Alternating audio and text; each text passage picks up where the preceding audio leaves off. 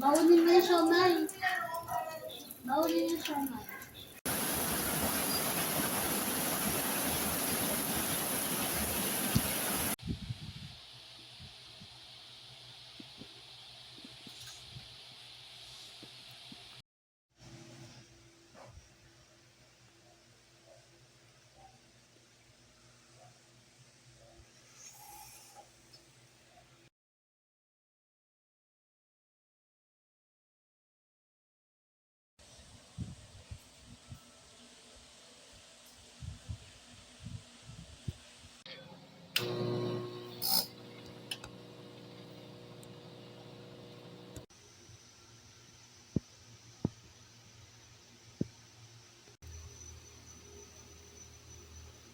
Hello, I'm back. So, medyo kakaiba lang yung video format for this video. Hindi ko alam kung hanggang kailan kasi hiniram ni Vic. Okay, so for context, si Vic ay isang kaibigan ko. Hiniram niya yung main na ginagamit ko pang video kasi pupunta raw sila ng car meet. Okay, so nire-record ko to ngayon ng Monday. Bale, hiniram niya to kapon ba? Oo, tama, kapon. Okay. Yung the night prior yung Sunday kahapon, which is kahapon, yung Saturday, pumunta ako sa Fête de la Musique 2026 no, sa Ayala Triangle sa Makati. And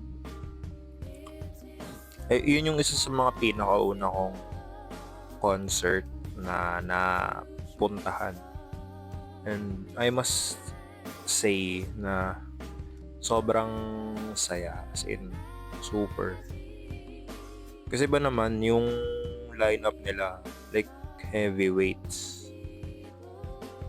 Yung pinaka-last, Radioactive sa Go Project na pinaka-main na tumugtog, like solid talaga.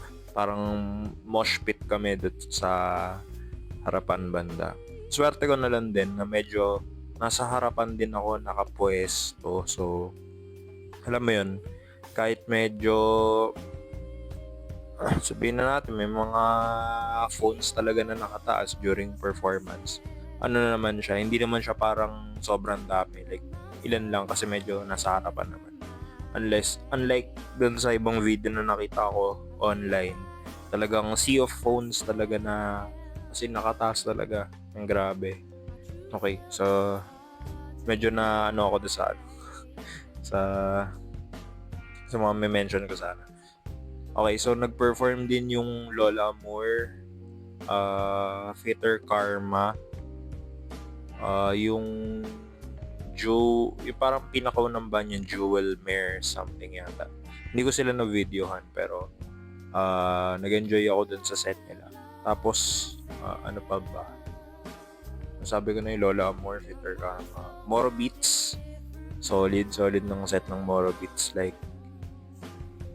more than music. Talagang yung pinaglalaban talaga. Bukod pa doon yung harp, si ating nag-harp. Solid din yung tugtugan. Kaso kailangan ko umalis mid-set niya kasi kumala music mura ako so kumain ako. Pero nung pagdating ko, pagbalik ko, may nabutan akong banda na malupit. Like, dalawa yung drummer, tapos electronic yung tunog. So, sila yung Mule. So, eto, after 2 days ng fete, talagang hanggang ngayon sina-soundtrip ko pa rin sila. Ewan ko kung bakit, pero during the performance, talagang nafe-feel ko yung tugtugan nila eh. For some reason, parang nakikiliti ako na ewan ko, pero sobrang weird nun. Like, yeah. Pero yon overall,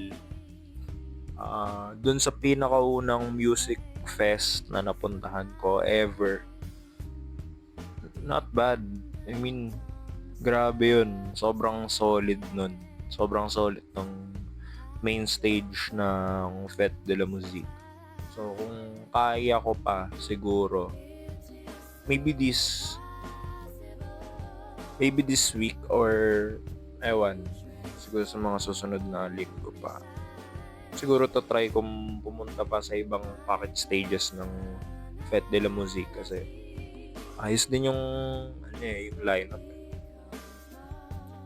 Okay din. So yun lang. Medyo parang 2 days after, parang ito yung post evaluation ko nun. Sobrang high pa rin. Okay, sige. Doon na lang siguro. Kailangan ko pa mag-edit. So mag-edit muna tayo. Bye-bye!